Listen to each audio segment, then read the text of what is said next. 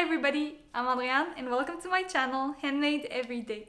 I post videos about sewing and in today's video I'll share the process of how I started designing my own fabrics. So you'll see how I got from this to this. Before these flowers were on fabrics, they were actually these flowers that I created using Procreate on my iPad Pro. After that, I combined a lot of these and created a more complete print, and therefore I created another digital file on the iPad. How it works, it's really just about playing with the pieces that are on different layers and then create a print that you like.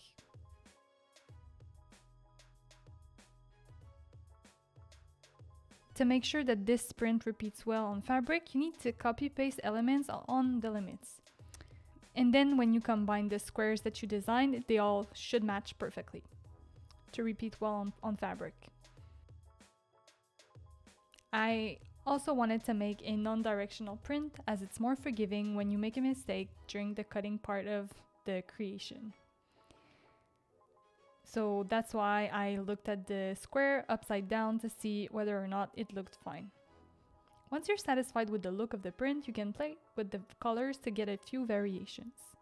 You can change the background, or you can also change the hue and saturation of the flowers or like the elements that you created. If you're designing fabrics for a quilt, the scale has to be smaller so that the print shows well on a quilt block, but I'm designing fabric for clothes and I like a bigger print, so that's why the scale is bigger in general. When you're happy with the scale, you can upload the files to websites that print fabrics to get a feeling for what it will look like. Today, I'll review two websites that offer that service. Spoonflower is a print-on-demand marketplace for both wallpaper and fabrics, which means that there's already prints and fabrics that you can order from their website, but you can also upload your own. And if you decide to sell your own designs on Spoonflower, you'll get a small commission. With Spoonflower, it's pretty straightforward. You just need to upload the digital file to their website. From there, modify the scale. And once you're happy with that, you can select the fiber that you want your pattern to be printed on. You can also check a few check boxes at the bottom of the screen if you want your fabric to be available for others to buy. Artfabrics is a print-on-demand factory that prints custom fabrics. It's not a marketplace, which means that to use this website, you really need to upload your designs. You can also use their tool to design a print right there. I haven't used the tool myself, but my impression is that it would be a challenge. You can also upload a digital file, which is what I did, and after that you can make multiple edits, such as increasing the saturation, changing the scale, adding circles. I'm not sure how that would work, and I didn't use it myself. And from there, again, pretty straightforward. You select the fiber that you want your pattern to be printed on, and you order from there.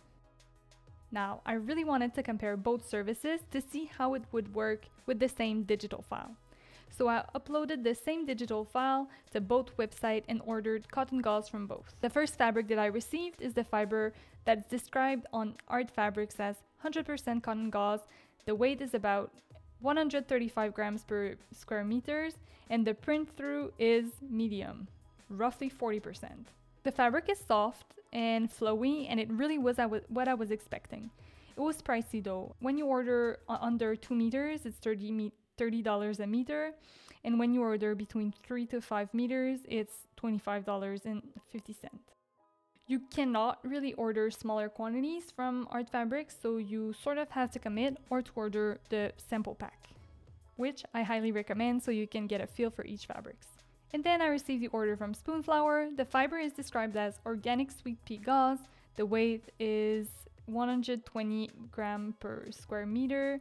It's 100% organic cotton, double gauze, and it says that it crinkles and has a subtle 1-inch grid all around. The colors of the Spoonflower fabric came out saturated and looking a lot more orangey than yellow. The fabric is a lot stiffer than I expected even after being washed and tumble dry. It's not that soft, and the price was about $26 a meter, so a little bit less than Artfabrics. So to my big surprise, the colors came out very different. I washed both fabric the same way and they didn't really change. I expected the fabric from Spoonflower to be a lot softer, but it didn't happen. What I'm really happy though is that both fabric didn't bleed at all. That's something that happened to me before when I was sewing something for a commissioned project, and it was so stressful. But that's because they forgot to do a process at the end when they created the fabric, so that the excess dye wasn't washed away before it got to me. And that's just a nightmare. So if you ever see that a fabric really bleeds out, please contact the company and show them pictures. They might have forgotten something. In this specific case, I have to say that I prefer the result of Artfabrics than Spoonflower. I think that the difference with the colors might have had something to do with the print through percentage, which they don't mention with Spoonflowers. Regardless, I think that the fiber from Artfabrics feels nicer. I don't think that all fibers from Artfabrics are superior though. I ordered the sample packs from both websites and it's really interesting to compare. My first observation would be that the knits from Spoonflower are a lot superior. All 4 knits from Artfabrics are at least 90% polyester. There's a scuba double knit that doesn't really have a match to compare it with from Spoonflower. Then there's the performance spandex that would compare with the modern jersey or the performance piqué from Spoonflower. There's a swimsuit knit that would compare with the sport lycra from Spoonflower in the sample pack, but that fabric isn't available on their website. And finally, there's a soft peach skin jersey that doesn't really have an equivalent on Spoonflower's side.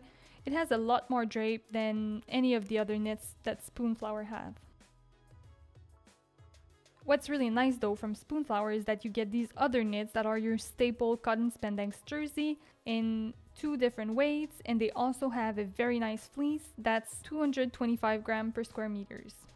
There's also a soft minky that weighs the same. In terms of satin or silks, Artfabrics has 5 silks that varies in weight, and Spoonflower offers chiffon and a satin, both 100% polyesters. Both websites offer a similar selection of cottons, varying between 130 grams per square meter to 285 grams per square meter.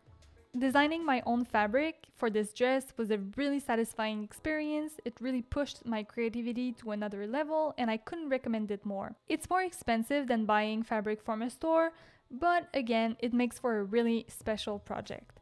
I love this dress and I'm pretty sure I'll get a lot of wear out of it. Also, if you're curious, the pattern that I used for the dress is the Michelle from Jalie. Alright, so that's it for today. Thank you so much for watching, and I will see you in the next sewing video. Bye!